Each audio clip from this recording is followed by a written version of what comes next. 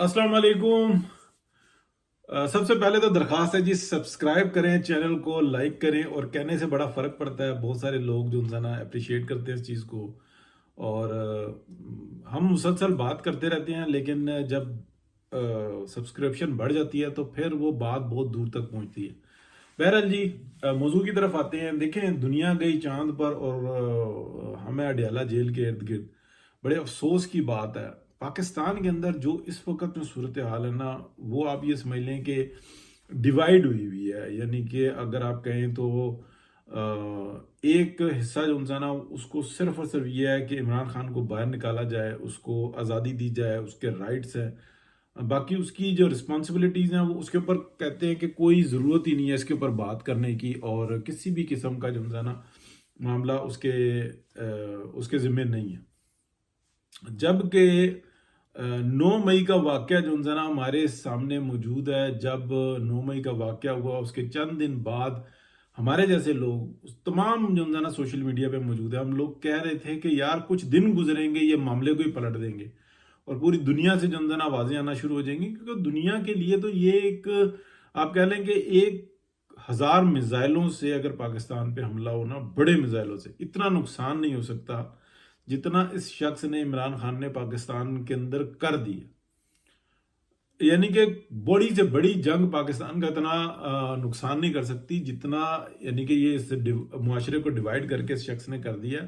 اس کی مدد کیوں نہیں کریں گے دنیا والے؟ اور آپ کو چاہیے کہ فوری طور پہ جو کچھ ہوا ہوا ہے اس کی سزائیں دیں، 24 گھنٹے عدالتیں لگائیں۔ لیکن عدالتوں میں تو اس کو گڈ ٹو سی یو کہا جا رہا تھا۔ تمام جو انسان معاملات، پھر بہت ساری ایسی چیزیں آ جاتی ہیں کہ جو ہم نے رپورٹ کی کہ یار یہ تو بیانیہ ہی بدل گیا، یعنی کہ وہ باڈوا ڈاکٹرائن وہ مظلوم بن گئے اور یہ ساری صورتحال ہوئی۔ یہ بات ہم بہت دفعہ کر چکے ہوئے، لیکن ابھی میں آپ کو بتاتا ہوں، ایک عمران خان کے باہر آنے کے کوئی چانس نہیں ہے، اس لیے کہ جو پاکستان کے اندر اس وقت میں سسٹم کو دیکھ رہے ہیں نا، ان کو یہ پتا ہے کہ عمران خان نے کتنا بڑا نقصان دیا ہے۔ اس جو پیچھے اس کے باجوہ ڈاکٹرائن تھی جو ہمارے اپنے اندر سرایت کر گئی، اس نے کتنا بڑا نقصان کیا ہے۔ اس معاشرے کو بچانا اس وقت کتنا ضروری ہے، اس ڈپارٹمنٹ کو، اسٹیبلشمنٹ کو بچانا اس وقت کتنا ضروری ہے۔ پاکستان کی جو حکومت ہے، جس کو ہم کہہ رہے ہیں کہ ہائیبریڈ پروگرام ہے، کوئی شک نہیں ہے کہ اس میں ہائیبریڈ پروگرام ہے، اور ان کو تھوڑا تھوڑا سا یہ نظر آنا شروع ہوا ہے کہ 8 فروری کی جو الیکشن ہے اس کے اندر ریگنگ کس طرح سے ہوئی ہے۔ یہ ریگنگ پولنگ والی نہیں ہوئی، یہ ریگنگ کسی اور ہی طرح کی ہوئی، یہ اذہان کو قابو کر کے ہوئی ہے۔ اس کو بہت کم لوگ سمجھتے ہیں، اور اگر وہ سمجھانا چاہتے ہیں تو پھر ان کو پاگلوں میں شمار کر دیا جاتا ہے، ان کی بات نہیں سنی جاتی۔ ان کو یہ کہا جاتا ہے کہ شاید یہ دیوانے رضی دادا ہو گئے، آپ کو مسلسل بتاتے رہے، ان کے پروگرامز اگر آپ سنیں وہ ٹچ دیتے رہے، اس لیے کہ وہ اگر وہ کھل کے بات کریں نا کہ یار یہ حقیقت ہے، تو ان کو بھی پھر اسی لسٹ میں شامل کر دیا جائے گا، لیکن وہ اپنا فرض ادا کرتے رہے۔ عمران شفقت صاحب نے کھول کھول کے باتیں بیان کی، کوئی شک نہیں ہے۔ اچھا، اگر آپ رپورٹنگ دیکھیں گے سپریم کورٹ کی، تو AQS لائیو نے اپنا فرض ادا کیا، تمام ٹی وی چینلز بشمول جیو سب لیٹے ہوئے تھے، لیکن یہ ایک چینل سوشل میڈیا کا چڑھ کے بول رہا تھا، اور وہ اسی طریقے سے آج بھی رپورٹنگ کر رہا ہے۔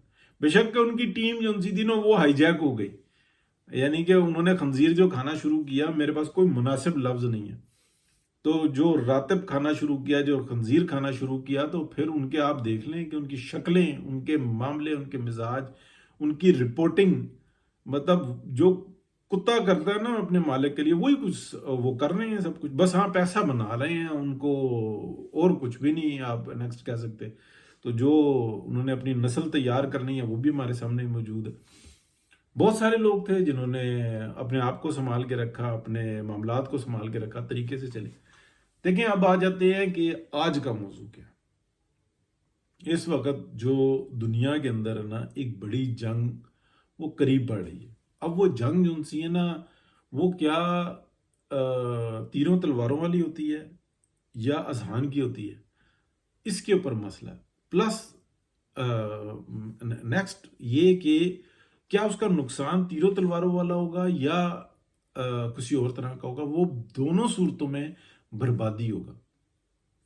یعنی کہ ایک معاشرہ آپس میں لڑ پڑے، ایک گروہ یا ملک آپ کہہ لیں، وہ آپس میں لڑ پڑے، یا اس کے اوپر آپ کہہ لیں کہ میزائلوں سے حملہ کر دیا جائے، ایئر کرافٹ جا کے اس کے اوپر بمباری کر دے، آئرن ہی آئرن ہو، کیا وہ نقصان ہوگا؟ تو دونوں میں نقصان تو ایک ہی ہوگا. ٹھیک ہے، تو یہ چیز جو سی ہے نا، یہ ایک علم ہے، یہ ایک وارفیئر ہے. وہ وہاں تک پہنچا ہوا ہے کہ جس کا ہم عام آدمی کو، یعنی کہ وہ بے شک عام آدمی امریکہ میں رہ رہا ہے، وہ برطانیہ میں رہ رہا ہے، وہ پاکستان میں ہے، انڈیا میں ہے، بنگلہ دیش میں، اس کو اندازہ نہیں ہو پا رہا.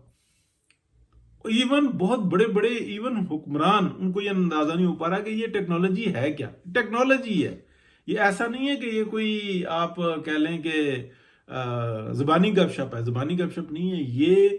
آپ کہہ لیں کہ جو پہلے ایڈورٹائزمنٹ تھی، پھر اس کے بعد اس کی اگلی شکلیں آئیں، پھر یہ جو پروپیگنڈا ٹول جو تھا نا، جو آپ کہہ لیں جرمنی میں استعمال ہوا، پھر اس کے بعد انہوں نے جان چھڑائی، انہوں نے بہت سختی سے جان چھڑائی.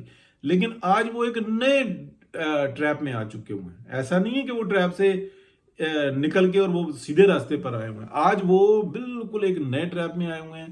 اسی طریقے سے پوری یورپ کو دیکھیں، وہ ایک نئے ٹریپ میں ہے. اور ان لوگوں میں جن لوگوں کو سمجھ ہے، ان کے پاس طاقت نہیں ہے. جن کے پاس طاقت ہے وہ سمجھنا نہیں چاہتے، اور جو اس کو چلا رہے ہیں سسٹم کو، وہ سمجھتے ہیں کہ شاید ہم بچ جائیں گے. بچیں گے وہ بھی نہیں، وہ تو بالکل فارغ ہوں گے. یعنی کہ اگر آپ دیکھیں تو انہی کے ایک عالم نے ایک کہا تھا، this is beginning of the and.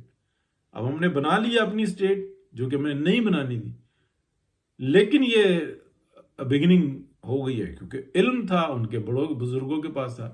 لیکن کیا وہ اس سے باز آئے؟ نہیں باز آئے.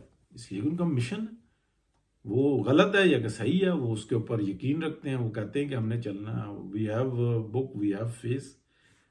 ٹھیک ہے، وہ اپنے طریقے سے چلتے ہیں. بہرحال جی، خان صاحب کے لیے تو کوئی اچھی خبر نہیں ہے. ان کی پارٹی کے لیے یہ ہے کہ شاید ان کے اوپر اب سختی ہوگی، کیونکہ وہ جس طریقے کی دھمالے ڈال رہے ہیں نا، وہ بھی ناقابل برداشت ہو گئی ہیں. کیونکہ وہ بھی آپریٹ کہیں اور سے ہی ہو رہے ہیں، صرف وہ اس کو آن کرتے ہیں. اور یہ جو جس طریقے کے لوگ، جو چھوٹے لوگ بڑے سیٹوں پر آئے ہوئے ہیں نا، وہ ان سے معاملات ہضم نہیں ہو رہے. مثلا جس طرح کا گناہ مراد سعید نے کیا ہے، سیم ویسے ہی گنڈا پور نے کیا ہے. ایک وزیر اعلیٰ ہے اور ایک افغانستان میں بیٹھا ہوا ہے. ٹھیک ہے، ملک دشمنوں کے ہاتھ میں کھیل رہا ہے، اور ملک دشمنوں کے ہاتھ میں جو کھیل کر وہ یہاں پہ اپنے کھیل رہا چاہ رہا ہے. اور اس کو جو سن رہے ہیں وہ کون ہے؟ دیکھیں نا، جو اسرائیلی ایجنسیوں کے، انڈین ایجنسیوں کے ہاتھ میں بیٹھا ہوا کھیل رہا ہے، اور افغانستان میں سے کھیل رہا ہے، پاکستان کے اندر کھیل رہا ہے، تو کیا آپ اس کو پاکستان کا کوئی ہمدرد کہیں گے، یا ملک دشمن کہیں گے، پاکستان دشمن کہیں گے؟ تو وہ پاکستان دشمن ہے. تو جو اس کی مدد کر رہے ہیں اور اس کو لبیک کہہ رہے ہیں، اس سے رابطے میں ہیں، وہ کون ہے؟ کون سا وہ انہوں نے تیر چلایا ہوا؟ اور میاں نواز شریف کو اندر کیا تھا، جھوٹ ہی جھوٹ، بیان ہی بیان. ان کی طبیعت اس قدر خراب تھی، ایک معجزہ ہے کہ ان کی زندگی بچی. لیکن آپ دیکھیں ان کا پروپیگنڈا. وہ بیگم کلثوم نواز کے بارے میں بھی یہی کہتے تھے، وہ یہی. اور اس پروپیگنڈے کو، اس ٹول کو آپ کہہ لیں، یہ ابتدائی شکل ہوتی ہے اس ٹول کی، جو کہ اس وقت پوری دنیا پر مسلط ہے، صرف پاکستان میں نہیں. پاکستان بڑا نقصان اٹھا سکتا ہے. تو ہم بات کرتے رہیں گے جی. کافی دن ہو گئے آپ سے، 3-4 دن ہو گئے آپ سے پراپرلی رابطہ نہیں ہو سکا، اس لیے کہ میں بہت زیادہ بیزی تھا. ابھی یہ جو انسان نارمل ہوں، انشاءاللہ رابطہ جاری رہے گا. جب ہو جاتا ہوں ہفتہ اتوار اکثر نہیں کرتا ولاگ، اس کی وجہ مصروفیت ہی ہوتی ہے. تو ٹھیک ہے جی، بہت شکریہ، اللہ حافظ.